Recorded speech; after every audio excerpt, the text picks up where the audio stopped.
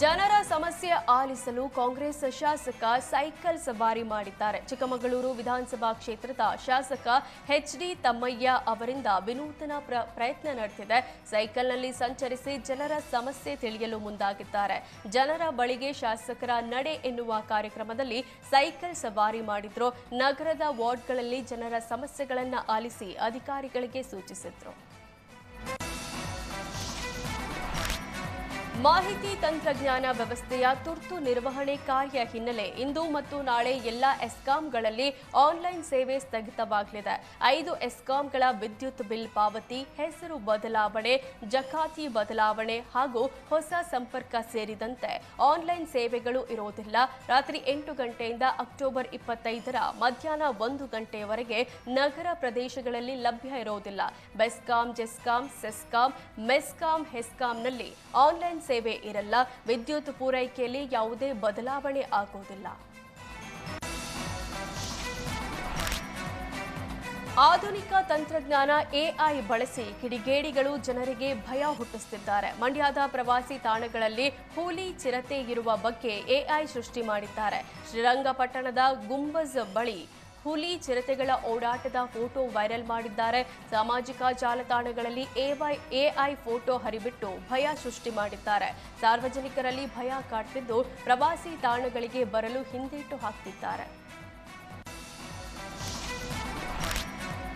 ಬಿಟ್ಟು ಬಿಡದೆ ಸುರಿಯುತ್ತಿರುವ ಮಳೆಯಿಂದ ಬಳ್ಳಾರಿ ಜಿಲ್ಲೆಯ ಬಹುತೇಕ ಕಡೆ ಭತ್ತದ ತೆನೆ ಬಾಗಿದ್ದು ಕಾಳುಗಳು ಉದುರುತ್ತಿವೆ. 100 ಎಕರೆ ಪ್ರದೇಶದಲ್ಲಿ ಬೆಳೆದ ಭತ್ತದ ತೆನೆ ಬಾಗಿವೆ. ಕಾಳುಗಳು ಉದುರಿದ್ರೆ ಇಳುವರಿ ಕುಸಿತವಾಗುವ ಭೀತಿಯಲ್ಲಿ ರೈತರಿದ್ದಾರೆ. ಕಳೆದ 3-4 ವರ್ಷದಿಂದ ಸರಿಯಾಗಿ ಮಳೆ ಆಗಿರಲಿಲ್ಲ. ಹೀಗಾಗಿ ಭತ್ತ ಹೆಚ್ಚು ಬೆಳೆಯ ಆಗಿರಲಿಲ್ಲ. ಈ ವರ್ಷ ಅವಧಿಗೂ ಮುನ್ನ ಮುಂಗಾರು ಪ್ರಾರಂಭವಾಗಿದ್ದು ಭತ್ತದ ಬೆಳೆ ಚೆನ್ನಾಗಿ ಬಂದಿತ್ತು. ಆದರೆ ಮಳೆಯ ಪರಿಣಾಮ ಇಳುವರಿ ಕುಂಠಿತವಾಗುವ ಭೀತಿ ಎದುರಾಗಿದೆ. ಸ್ಕೂಟಿಯಲ್ಲಿ ತೆರಳುತ್ತಿದ್ದಾಗ ದಂಪತಿ ರಸ್ತೆ ಹೊಂಡಕ್ಕೆ ಬಿದ್ದಿದ್ದಾರೆ. ಮಂಗಳೂರಿನ ವೆಲೆನ್ಸಿಯಾ ಗೋರಿಗುಡ್ಡೆ ರಸ್ತೆಯಲ್ಲಿ ಘಟನೆ ನಡೆದಿದೆ. ಹೊಂಡಕ್ಕೆ ಬಿದ್ದ ಪರಿಣಾಮ ಗಂಡ ಹೆಂಡತಿಗೆ ಸಣ್ಣ ಪುಟ್ಟ ಗಾಯಗಳಾಗಿವೆ. ಅಪಘಾತದ ದೃಶ್ಯ ಸಿಸಿಟಿವಿಯಲ್ಲಿ ಸೆರೆಯಾಗಿದ್ದು ವಿಡಿಯೋ ಸಾಮಾಜಿಕ ಜಾಲತಾಣದಲ್ಲಿ ವೈರಲ್ ಆಗಿದೆ. ಮಂಗಳೂರಿನ ರಸ್ತೆ ಗುಂಡಿ ಬಗ್ಗೆ ಸಾರ್ವಜನಿಕರು ಆಕ್ರೋಶ ವ್ಯಕ್ತಪಡಿಸಿದ್ದಾರೆ.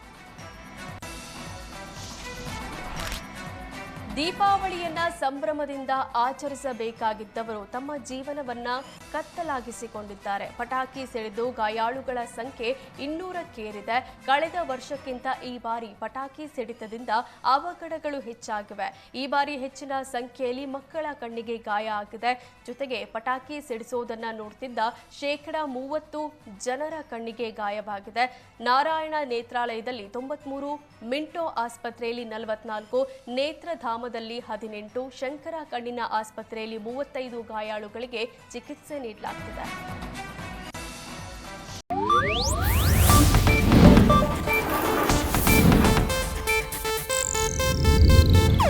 ಇದು ಏಷ್ಯಾನೆಟ್ ನ್ಯೂಸ್ ನೆಟ್ವರ್ಕ್ ಪ್ರಸ್ತುತಿ.